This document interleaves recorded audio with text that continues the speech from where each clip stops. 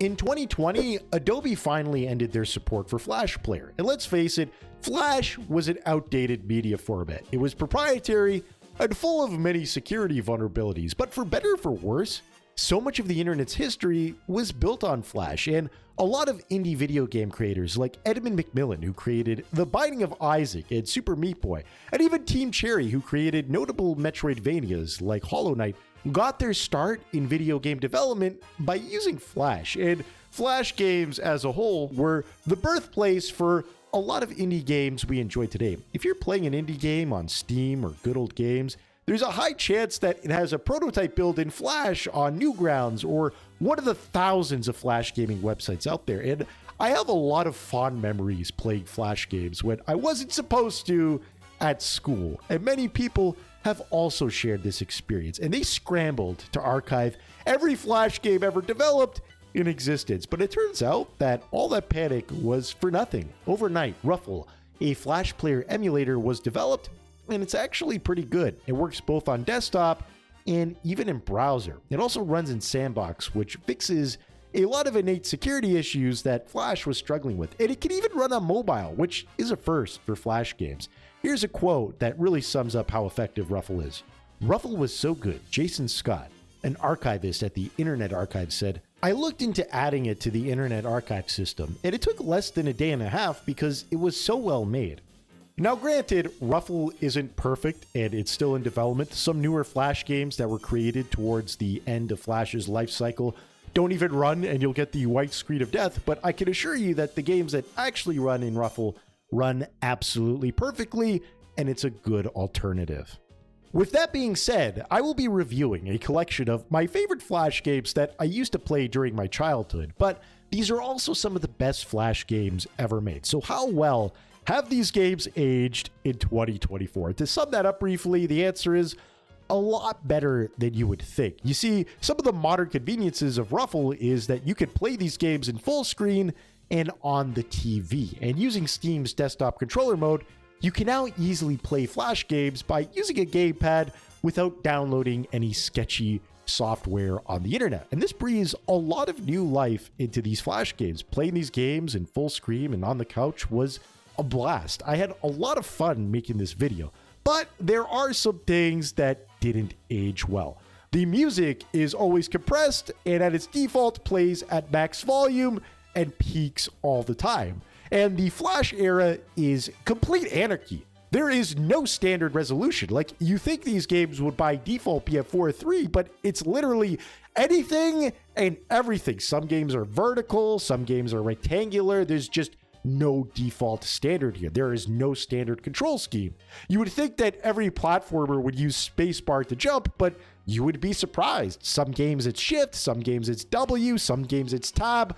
There are no rules here. Like, you're going to have to rebind your controls quite frequently if you're using a gamepad. But with that being said, I still had a good time. But before I review all these classic Flash games, I gotta get the shameless self-promotion out of the way. Please like, comment, and subscribe to The Gaming Grappler.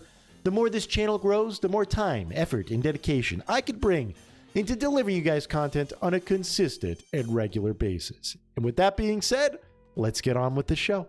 The first game I want to cover is the original Meat Boy. This game is pretty popular. It has 4 million plays on Newgrounds alone and has been reposted on plenty of Flash gaming websites out there. And its sequel, Super Meat Boy, is one of the most popular indie games ever created that debatably spearheaded the indie gaming movement in the West. And a lot of fans of Super Meat Boy will just tell you to outright avoid its Flash game counterpart. And I feel like this consensus is kind of outdated because when the original Meat Boy launched, you had to play with a keyboard. And Meat Boy, let me tell you, is a fast-paced precision platforming game where you do a whole lot of dying, and being forced to play that game with a keyboard just gives me secondhand arthritis even thinking about it. But playing this game now with the convenience of a gamepad and the comfort of playing it on a couch and on my TV was one of the most enjoyable experiences I've had to start the year.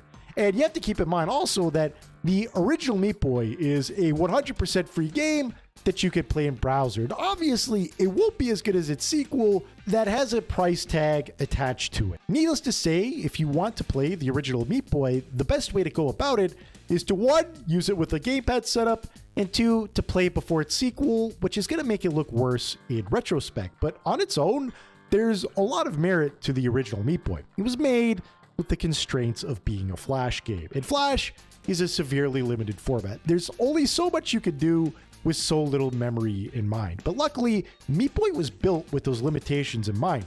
The art style is blocky and minimalistic to avoid resources, but it's also aesthetically pleasing to look at, which means it's aged well in retrospect. The gameplay also has a narrow focus and benefits from that narrow focus. Rather than trying out 50 different gameplay mechanics at once and not doing any of them very well, it focuses on one thing, platforming, and mastering that platforming. Meat Boy can run, jump, and wall jump, and that's it. While that seems severely limited, that small moveset has been perfectly executed in gameplay. You have 100% control over Meat Boy, and the physics allow you to tightly control the arc of every jump in the game. And since you have so much control over Meat Boy, the developers expect you to take full advantage of it. The main difficulty of Meat Boy is the precision platforming around hazardous stage obstacles. There's not a lot of room for error here. Keep in mind that the controls are very fast and sensitive, so it's easy to whiff and make a mistake.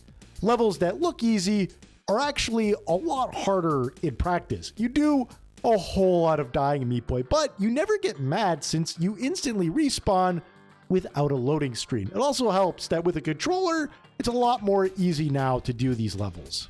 I gotta say, when I was making this video, I had a lot of fun getting footage for Meat Boy. It was one of those games that I got hooked on it, and I would have played it to completion if I didn't have any other games to cover. So yeah, Meat Boy has aged pretty well, especially with a controller. The only thing that hasn't aged well is that the music files in the game are heavily compressed. Some games on this list don't have heavily compressed music, but that's just one aspect of Flash games that you're gonna have to kind of live with. The next game I want to cover is a childhood favorite of mine, Motherload, developed by XGen Studios. And Motherload to me feels like less of a game than a dopamine loop that hijacks my senses. And I'm surprised that XGen Studios hasn't capitalized on this brand as much as they could have. Now, they did make a sequel called Super Motherload that you can buy on Steam, but they haven't made a mobile version of the game when the gameplay is suited for the mobile market. Motherload has over 19 million plays on their website, which is pretty good for 2004. And Motherload is very simple to play. It doesn't have anything mechanically complex to understand, but the gameplay is also very punishing. The fall damage in this game is very sensitive. Like, you fall a few meters out of range and you can lose half your health bar if you're not paying attention. And you also get an instant death from running out of fuel. The gameplay depth to Motherload is about managing your resources effectively. You need to keep an eye on your fuel gauge and plan the best routes for digging deep in the game. This was another case where I had to physically pull myself away from playing the game because I could have pulled an all-nighter here. Again, this game was so good that there was an indie movie based off of it. I can't believe Motherload is free. This is, again, a cult classic, and it's aged pretty well. Speaking of XGen Studios, I figured I would cover, after Motherload, their most popular game ever made, and that's Stickerita. Stickerita was a childhood favorite of mine. It was probably a childhood favorite of yours too, because assuming the data on their website is accurate, it has over 106 million plays, which is impressive because most people will never venture out of the comfort bubble that is Facebook, Instagram, and YouTube. And Stickerita was a 2D online top-down shooter. And unfortunately, the servers for this game aren't active anymore. While the flash file for the game still works and you could play it in Ruffle, there's nobody to play the game with. There are private servers. I couldn't get it up and running for this video. And unfortunately, I had to resort to using secondhand footage from over 10 years ago, which takes me back because I'm unironically using footage that has unregistered HyperCam 2 to it. Anyway, setting all cringe aside, the gameplay for Stickerita was, imagine if Hotline Miami had an online multiplayer mode that was entirely comprised of stick figures. Now, that's definitely an oversell. It wasn't that good. There's definitely some nostalgia goggles at play here, but the gameplay was pretty simple and effective. The player would be spawned into an arena, and in the arena you would have to dive and search for the best weapon you could find. There were melee and ranged weapons. The best ranged weapon was the shotgun. Everybody would fight for this thing all over the place, and there was definitely a high skill ceiling to the gameplay. The player had to be good at aiming, and it was possible to even maneuver your way around bullets. So it was definitely a really fun game. The problem was that Stick Arena suffered from hacking. Any script kiddie could download a trainer off the internet and spawn into a map completely invincible, teleporting around like they were Neo from the Matrix, while shooting a Doom arsenal at all the other players who were playing legitimately. Like 1 out of every 5 to 4 matches would be ruined by some kind of hacker spawning in with their edgy faded out gamer text. The only way around this problem was to make fun of these people for not having skills at the game. XGen Studios solved this problem by launching Stick Arena Ballistic, and Stick Arena Ballistic had a paid-for service in the game. It was still free to play, but the paid-for version gave the player access to new weapons, maps, and an online map creator mode. And a huge problem with this is that while the developers did solve the hacking problem because the new income meant that they can heavily moderate the game and ban all the IP addresses and hackers, a big problem was mixing the free-to-play users with the paid users. It completely ruined the online chat room for the game. What would end up happening is that free-to-play users would just beg the people with a subscription to invite them in on their matches so they could play for free. And honestly, I didn't think that this subscription service was worth it.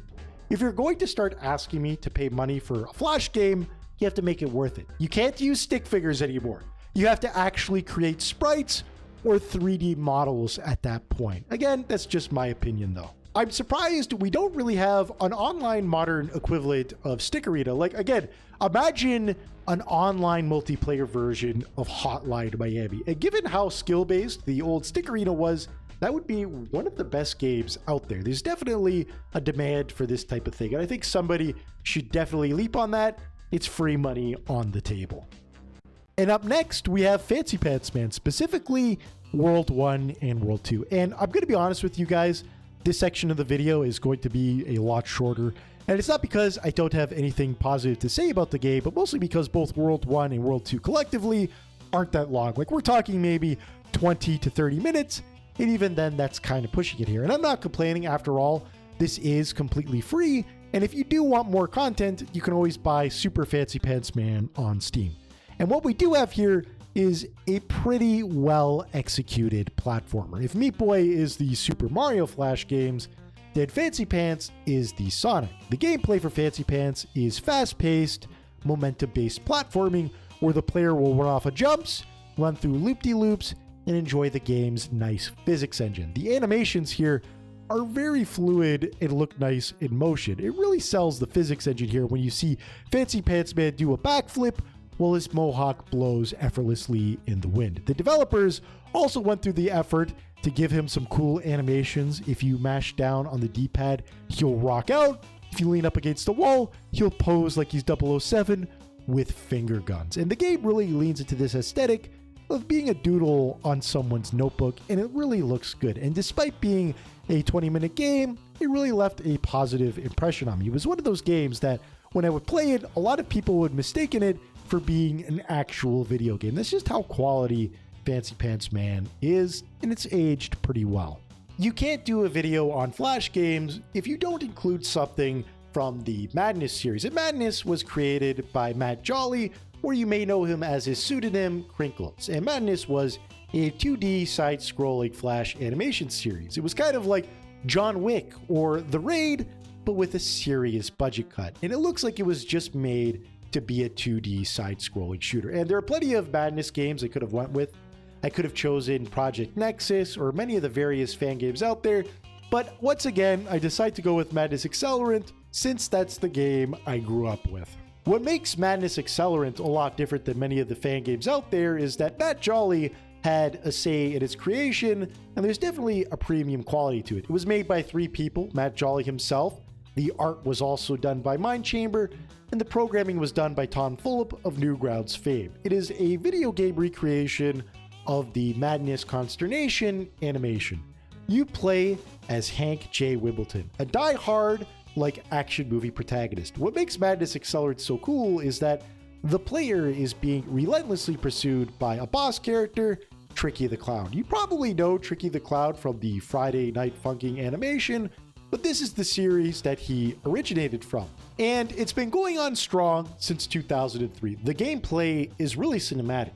Just like an action movie protagonist, weapons aren't meant to be hoarded, but immediately discarded after use. Tricky will also alter his form throughout the game, and the player will be forced into many action set pieces. My only real complaint here is I wish I had more, but I can't really complain since Madness Accelerant feels like a really cool proof of concept that Madness Nexus would eventually become, and you can buy that game on Steam.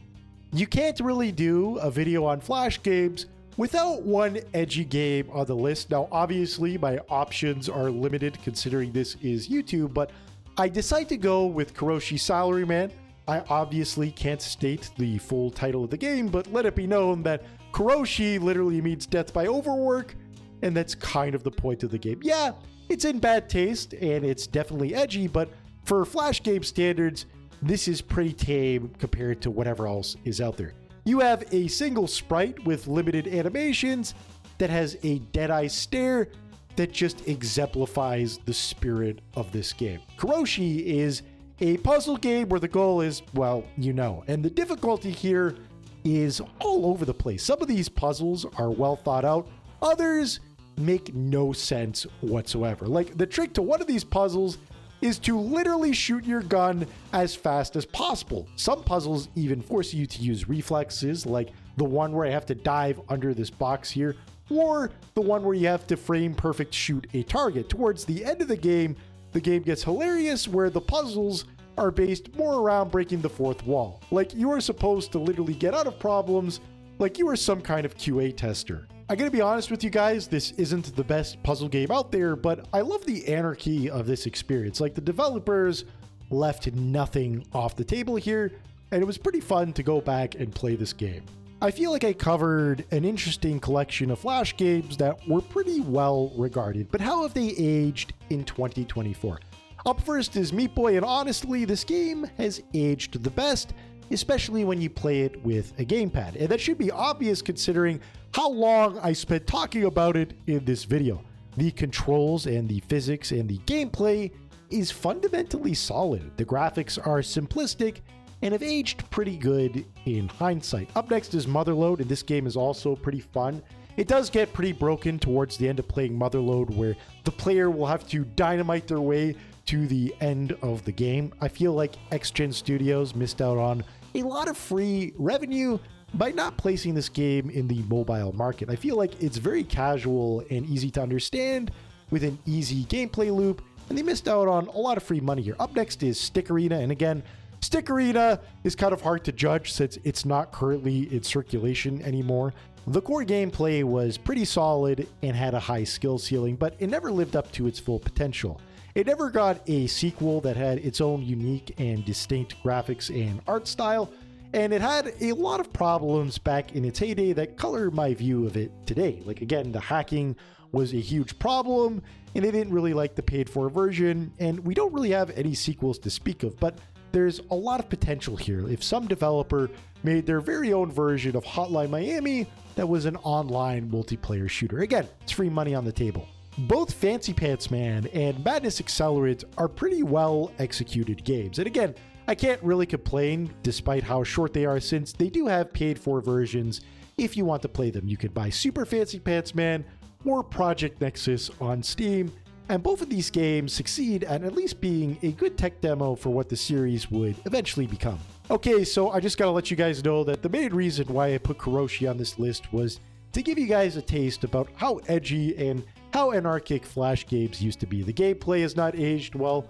The puzzles are all over the place in terms of difficulty and the way you solve them, but it's pretty interesting to go back in time and to see what Flash gaming used to be. I feel like it's pretty self-evident that all of these games have aged a lot better than you would think. And it goes to show you because every game on this list, with the exception of Karoshi, ended up being a prototype build for one of the most popular indie video game series in existence. Flash gaming was a testing ground for developers not to make money, but to throw concepts at the wall and see what sticks. And I really do miss that era because all we have now is mobile gaming, where every developer is trying to get the next dopamine loop to get whales for online gambling types of systems.